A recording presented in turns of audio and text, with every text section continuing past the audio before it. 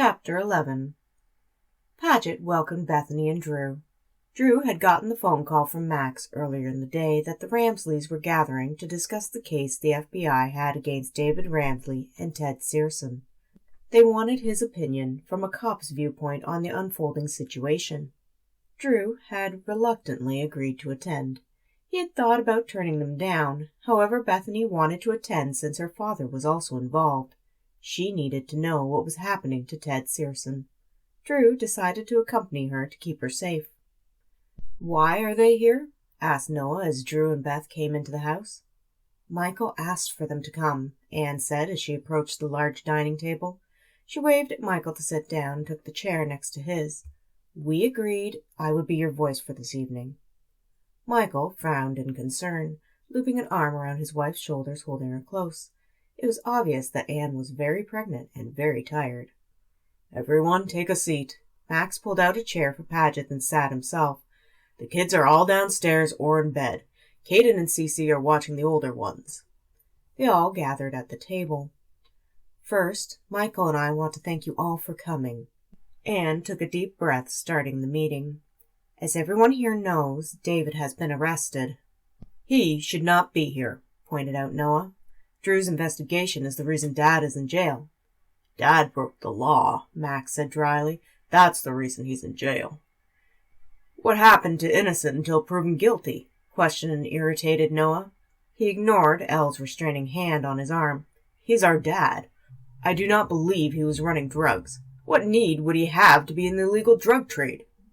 "He's also the guy who has a bad habit of manipulating, blackmailing, and bending the FDA rules when it suits him," Max reminded him. "They took me off the case," Drew cut in. "As one of David's sons, my superiors felt it was a conflict of interest." "Why is Bethany here?" questioned Elle. "Ted Searson and Robert Ramsley have been arrested as well," Anne said, trying to direct the discussion. "It's only fair that Bethany knows what is going on since her father is involved as well.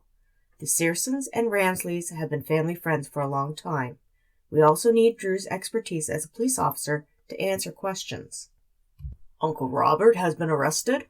Max asked, surprised at the revelation. Dylan nodded as he held his wife Kelly's hand. "Yes. I am hoping there has been some mistake. Jake and Everett are flying in tomorrow to help me deal with this. Hopefully we can bail Dad out soon." "For those of you who do not know, the envelope in the middle of the table contains all the information about the other children that David had outside his marriage that we know of," continued Anne. "We know he blackmailed Noah and tried to blackmail Michael. We know but cannot prove that David has bribed judges and possibly members of the FDA." She pushed the small stack of files further onto the table. When Michael was investigating David, he found discrepancies in the accounting of Ramsley Pharmaceuticals going back 3 decades. He handed the files to a team of accountants. They determined there was cash going in and out of the company that cannot be accounted for. "He was laundering money," Drew said grimly. It fit with what he knew from Law's FBI investigation. It was true, then. David was finally going to prison, and Bethany would be safe. Anne nodded. "We think so."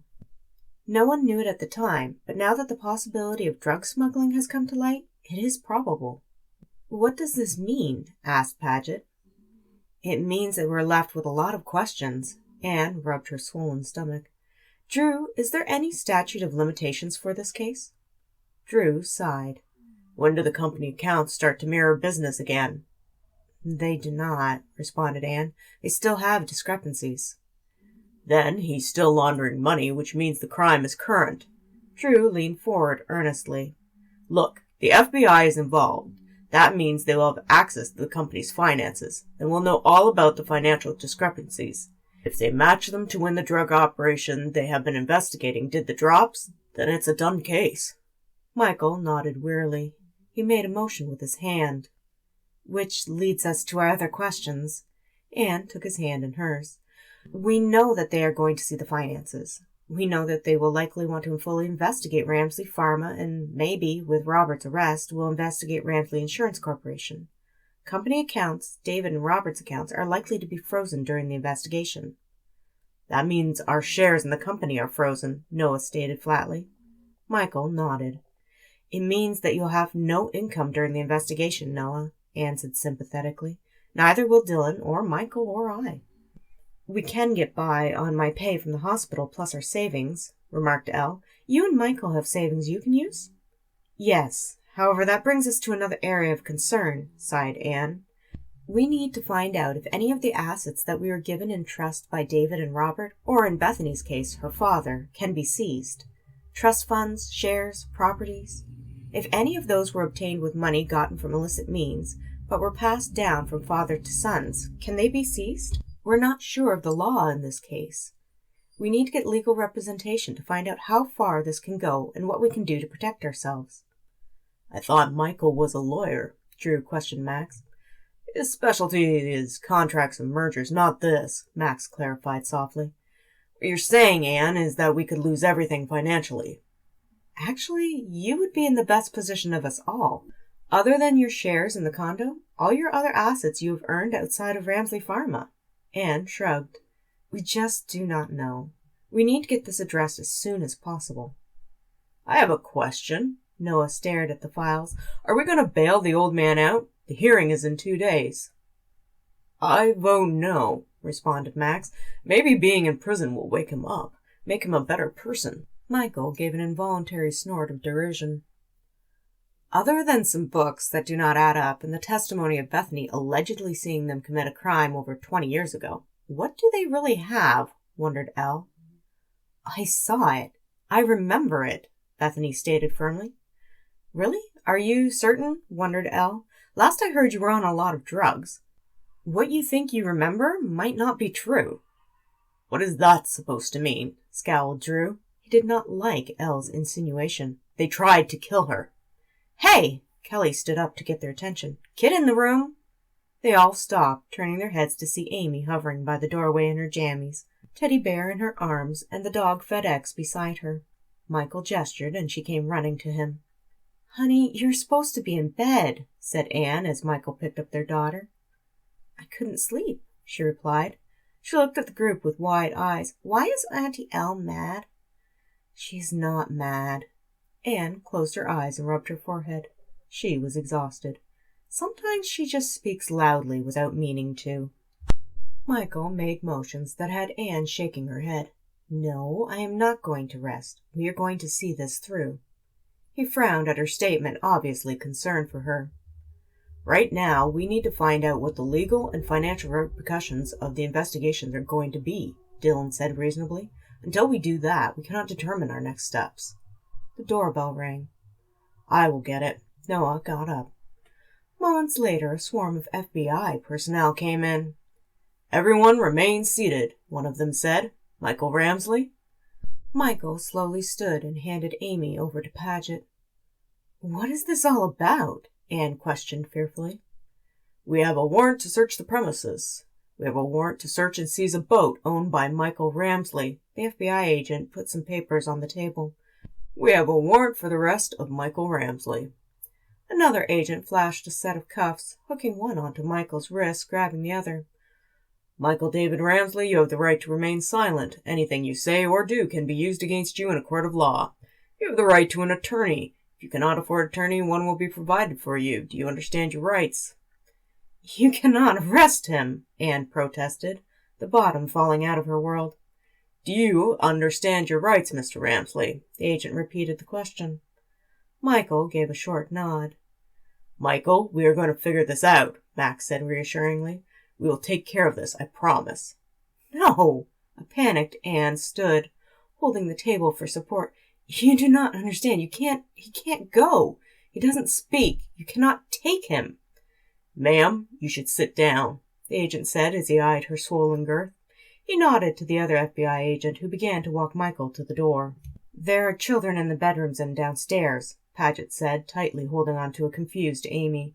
Maybe they should be brought up to the dining room to be here with us while you do your search. Anne let out a hiss and grabbed her abdomen. A desperately worried Michael tried to turn back to her, but the two agents forcibly hustled him out of the room.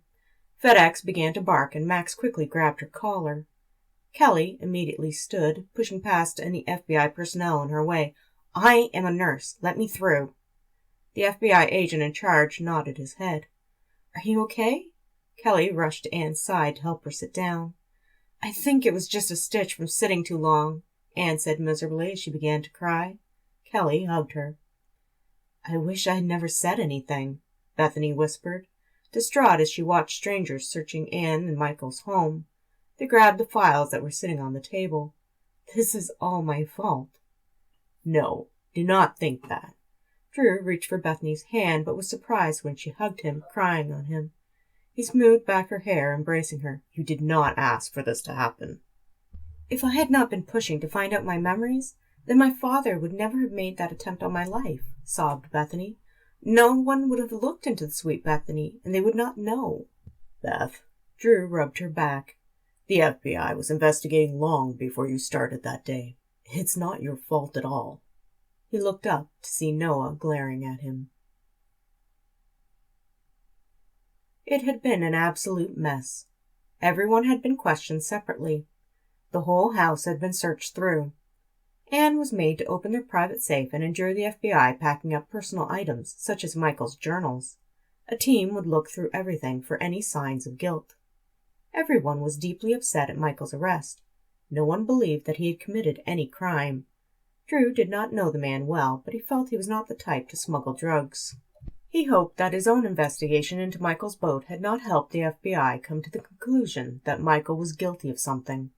Drew did not want to help Law in any way. The man had seen Drew and taken it upon himself to question Drew personally. Drew had not been very cooperative. He did not need reminders from Law that he was not supposed to be investigating David Ramsley. Truth was, Drew had gone to ensure that Bethany would be okay. Protecting her was the only reason he had been at the meeting. Hours later, they were finally released. Drew had taken the exhausted Bethany home. He assured her again that it was not her fault. It was not his either, not that she questioned that. She was nearly asleep by the time he pulled into his parking lot space. Drew decided to just carry her up to the apartment. Bethany did not protest. "I keep thinking about what Miguel said," she murmured as she leaned her head on his shoulder. "What did Miguel say?" Drew managed to get his keys and unlock the apartment door. "The people with money can get around things," Bethany replied. "That is generally true. With enough money and connections, people can manage things that the average person can't." Drew had to agree a little cynically. He had seen it happen. Not often, but it had happened. "Do you think that I will ever be safe from him?" wondered Bethany. Drew gently set her on her feet. He cupped her face with his hands. "Nothing is going to happen to you. I'm not going to let it. Besides, David Ramsley has the FBI to deal with. I don't think he is worried about you anymore." "Do you think I'm safe, then?" asked Bethany. He hesitated a moment. Drew was not ready to have her walk out of his life yet. Then again, would he ever be ready to let her go? "Professionally, I would say you're probably okay to leave and be on your own. Like I said, David Ramsley has the FBI to worry about." "Is there a chance that he might still come after me?" she continued to press. "Possibly, but unlikely," Drew reluctantly said. "You said professionally." Bethany watched him carefully. "What about your personal opinion?" "I would worry," he admitted. Drew tried to ignore the fact that he wanted her to stay even as he said the words. "David Ramsley does not seem like the type to let things go. He is spiteful and mean. If you're not someplace safe, I would worry over you." "Can I keep staying here? With you?" Bethany brought her hands up along his shoulders. "Beth," cautioned Drew, "I will let you stay as long as you want, but at some point you've got to go back to your world. You do not belong here." "What if I want to belong here?" she asked quietly. Drew leaned his forehead against hers. He did not want to hurt her. "You and I both know that is not true. You just feel safe here with everything that has been happening." "I wish everyone would stop telling me what I should or should not do, what I should or should not want," Bethany said angrily. "I think I should be able to decide for myself." Drew pulled back a little to look at her face. "Then tell me what you want." Bethany took a breath for courage. "You. I want to have a future with you." "It won't work," he said dully. "How do you know?" She rose up on her toes and pressed her lips to his. "How do you know unless we try?" Drew gave in to the temptation to kiss her just once. It was like a slice of heaven. He broke off the kiss. People from your social status do not date or marry people from my social status. Where did you learn that? Bethany said breathlessly. From my parents, Drew said dryly. You have to know that my father is David Ramsley. He had an affair with my mother while he was married. Did you know that Michael married his secretary? Bethany questioned him. Max and Paget are not really an exception, but Noah and Elle are. She's a dietitian and the daughter of immigrant parents who run a restaurant. He loves her madly. Her social status does not matter. I would really rather not talk about your ex-fiancé. Drew grimaced. He had no liking for Noah Ramsley, and Drew knew the feeling was mutual. He wondered if Noah was still protective of Bethany and simply thought Drew was not worthy of her. Noah was probably right. Bethany smiled, her fingers playing with the collar of his shirt. I think I win that argument. We are not keeping score. Drew pulled her closer. But if we were, I would be winning. She sobered, losing her smile.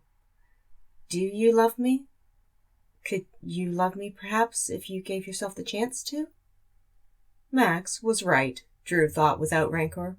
When you knew that she was the one, there was nobody else. I already do.